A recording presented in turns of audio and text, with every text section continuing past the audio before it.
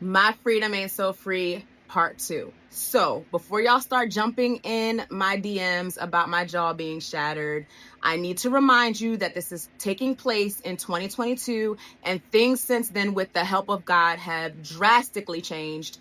With the help of God and therapy and counseling, things have absolutely changed. So I need to make sure that we are on the same page. Okay, so that night in the vehicle, my husband and I had a disagreement about court and about how much it costs to gas up the car and go to court.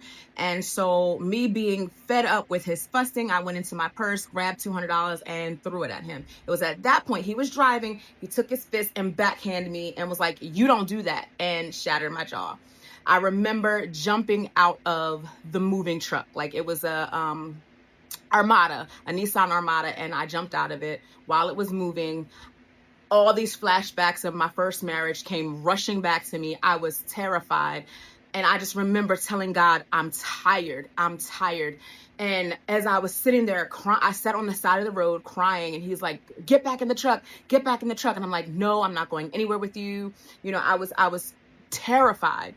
And so I finally just walked home. He drove home. I went in my house, and I remember going in the bathroom, just crying. And it was at that point I shaved my head bald. My jaw was clicking when I moved my face. I knew it was shattered.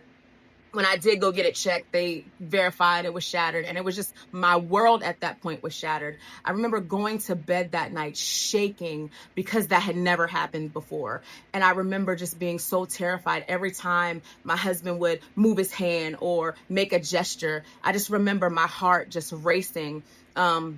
Because there shouldn't be anything, me throwing money or anything I say that will make you go off in the way that you did to hit me so hard to shatter my jaw. And I just remember crying and crying and crying myself to sleep that night. And I felt like I was in prison at that point. I felt like I couldn't go anywhere because I had my children, and because I had to I was making a home for them. So I felt like I was trapped in this marriage, trapped in this place. My freedom wasn't free because I was paying for it with my mental. I was paying for it with my emotions. I was paying for it now with my body, physically. And it was just becoming a major toll on me, mind, body, and spirit at this point.